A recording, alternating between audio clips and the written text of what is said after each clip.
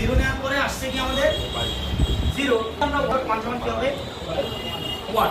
তাহলে আমরা যখন জিরো নিলাম তখন হচ্ছে জিরো, যখন ওয়ান নিলাম তখন হচ্ছে ওয়ান। তার মানে এটার মান কি হবে কে, কারণ আমরা জানি যে এ কে প্রাধান্য দিচ্ছি, তাই না? এবার এর জন্য এটাকে কে দিলাম।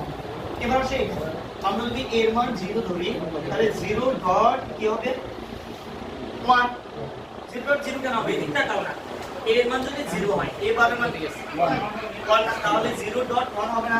এই জিরো ডট ওয়ান সমান কি জিরো। আবার যদি এর মান ওয়ান নিই তাহলে ওয়ান ডট জিরো হবে না? সেটা সমান কি হবে জিরো। তাহলে এটা সমান অবশ্যই কি যেহেতু জিরো প্রাধান্য পাচ্ছে না। কেসে বুঝতেছো?